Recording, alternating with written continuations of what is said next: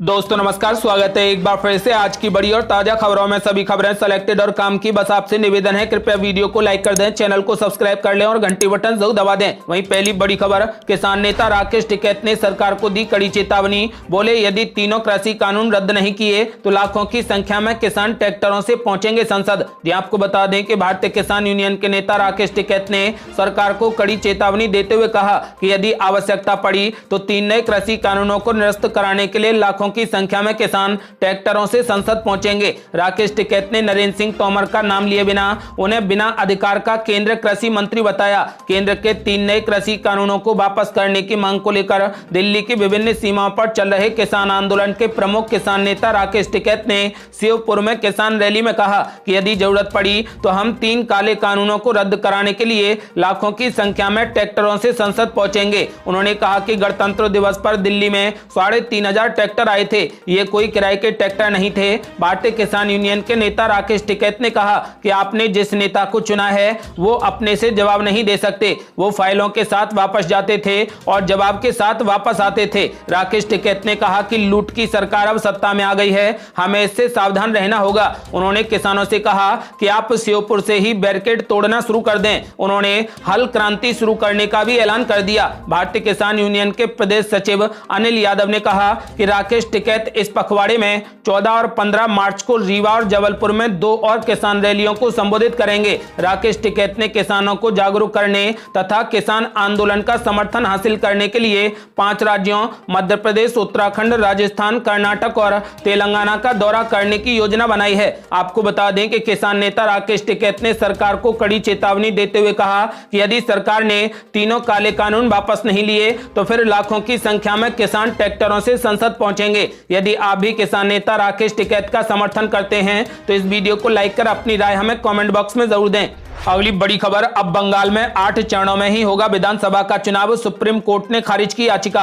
आपको बता दें कि पश्चिम बंगाल में 8 चरणों में विधानसभा चुनाव कराने के निर्वाचन आयोग के फैसले के खिलाफ सुप्रीम कोर्ट में दायर एक याचिका पर फैसला आ गया है। सुप्रीम कोर्ट ने पश्चिम बंगाल में 8 चरणों में विधानसभा चुनाव कराने के निर्वाचन आयोग के फैसले को चुनौती देने वाली याचिका को पूरे तरीके से खारिज कर दिया है। दरअसल वकील ML शर्मा द्वारा दायर याचिका में न्यायालय से आयोग को यह निर्देश देने का अनुरोध किया गया था कि वह बंगाल में 8 चरणों में विधानसभा चुनाव नहीं कराए, क्योंकि ये संविधान के अनुच्छेद 14 और 21 का उल्लंघन करता है। निर्वाचन आयोग ने 26 फरवरी को पश्चिम बंगाल, असम, केरल, तमिलनाडु और पांडुचेरी में होने वाले चुनावों के लिए कार्यक्रम की घोषणा की थी। पश्चिम बंगाल में जहां 27 मार्च से लेकर 29 अप्रैल के बीच 8 चरणों में चुनाव होंगे, तो वहीं तमिलनाडु, केरल और पांडुचेरी में एक चरण में 6 अप्रैल को चुनाव होंगे। और इसके अलावा असम में 3 चरणों में चुनाव होने हैं। इसको लेकर मुख्यमंत्री ममता बनर्जी ने भी आपत्ति जताई। उन्होंने कहा कि जब सभी जगह पर 1 चरण और 3 चरण में चुनाव होंगे तो फिर पश्चिम बंगाल में 8 चरणों में चुनाव क्यों होंगे। उन्होंने चुनाव आयोग पर भी आरोप लगाया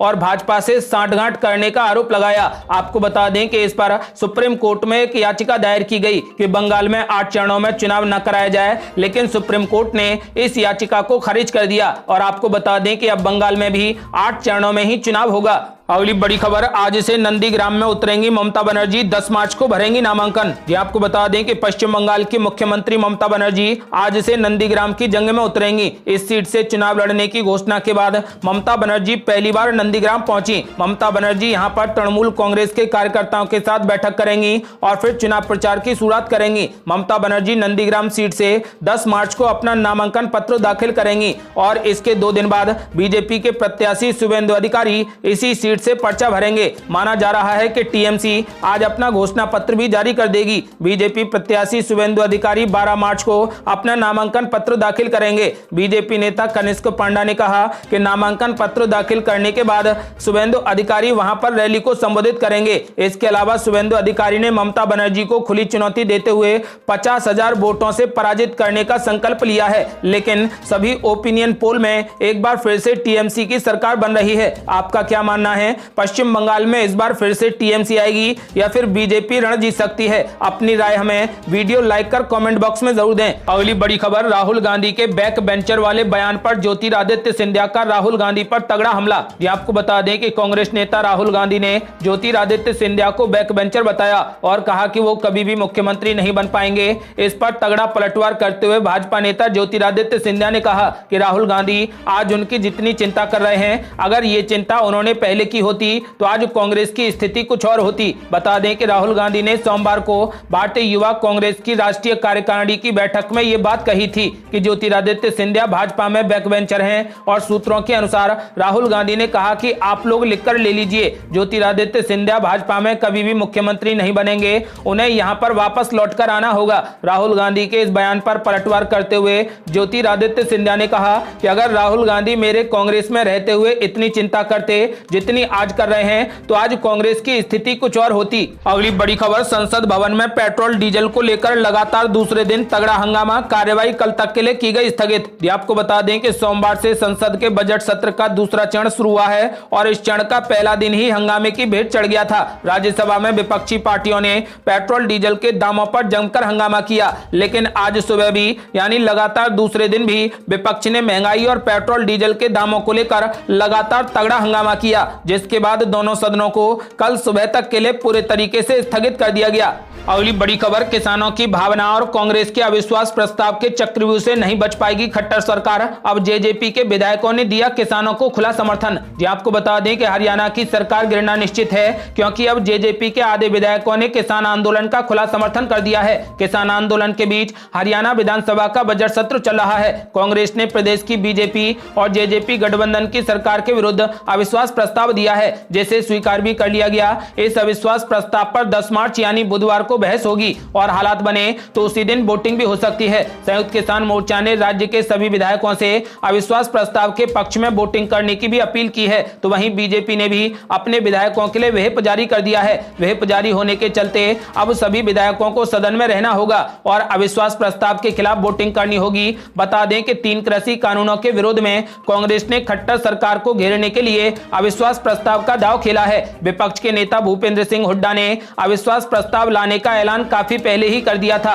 पूर्व मुख्यमंत्री भूपेंद्र सिंह हुड्डा केंद्र सरकार के द्वारा बनाए गए कृषि कानूनों के विरोध में अविश्वास प्रस्ताव लाए हैं। उन्होंने कहा था कि ऐसा करने से पता चल जाएगा कि कौन सा विधायक सरकार के साथ खड़ा है और कौन सा विधायक किसानों के साथ खड़ा है। कांग्रेस ही नहीं बल्कि अब संयुक्त किसान मोर्चा ने भी विधायकों पर दबाव बना दिया है। किसान संगठन ने वीडियो के साथ साथ पत्र लिखकर हरियाणा के सभी विधायकों से विधानसभा में लाए गए बीजेपी जेजेपी सरकार के खिलाफ अविश्वास प्रस्ताव के पक्ष में वोटिंग करने की अपील की है। इतना ही नहीं, किसान संगठनों ने सभी विधायकों से कहा है कि वे अविश्वास प्रस्ताव के पक्ष में खड़े होकर खट्टर सरकार को बताएं कि लोग किसान आंदोलन के साथ खड़े हैं, किसानों के हक के लिए सरकार को सबक सिखाएं। इसके चलते विधायक अब कसमकस की स्थिति में फंसे हैं। किसान संगठनों के तेवर को देखते हुए बीजेपी ने भी अविश्वास प्रस्ताव से निपटने का तोड़ निकाला है। बीजेपी ने व्हिप जारी कर अपने विधायकों को बुधवार को सदन में उपस्थित रहने और अविश्वास प्रस्ताव के खिलाफ वोटिंग करने का दाव चला है। ऐसे में व्हिप के बाद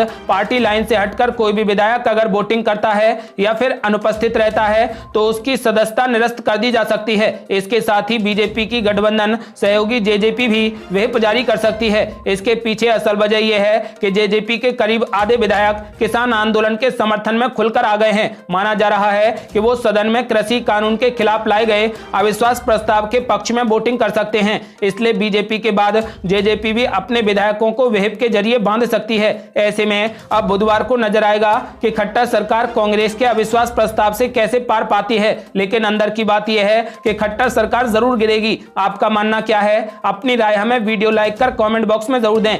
अगली बड़ी खबर, बीजेपी को लग रहे एक के बाद एक तगड़े झटके। अब हरियाणा के बाद उत्तराखंड में सियासी उठापटक काफी तेज। आज इस्तीफा दे सकते हैं मुख्यमंत्री त्रिवेंद्र सिंह रावत। ये आपको बता दें कि उत्तराखंड की सरकार पर छाए हुए संकट के बीच मुख्यमंत्री त्रिवेंद्र सिंह रावत आज दिल्ली से वापस देहरादून जा रहे हैं। आपको बता दें कि त्रिवेंद्र सिंह रावत आज उत्तराखंड की राज्यपाल बेबी रानी मौर्य से मुलाकात करेंगे और लगातार ये कयास लगाए जा रहे हैं कि त्रिवेंद्र सिंह रावत को भारतीय जनता पार्टी मुख्यमंत्री पद से हटा सकती है। सूत्रों के मुताबिक आज त्रिवेंद्र सिंह रावत अपना इस्तीफा दे सकते हैं। हरियाणा में भी काफी उठापटक तेज है। अविश्वास प्रस्ताव पारित होता है तो फिर मुख्यमंत्री मुख्यमंत्री खट्टर अपना इस्तीफा देंगे। आपको बता दें कि मनोहर लाल खट्टर की सरकार भी खतरे में है, उधर उत्तराखंड की सरकार भी खतरे में है। आज उत्तराखंड के मुख्यमंत्री त्रिवेंद्र सिंह रावत भी अपना इस्तीफा दे सकते हैं। ये थी अब तक की बेहद बड़ी खबरें। यदि आप भी चाहते हैं कि किसान आंदोलन सफल हो और कृषि कानून रद्द हो और हरियाणा और उत्तराखंड में बीजेपी की सरकार गिरे,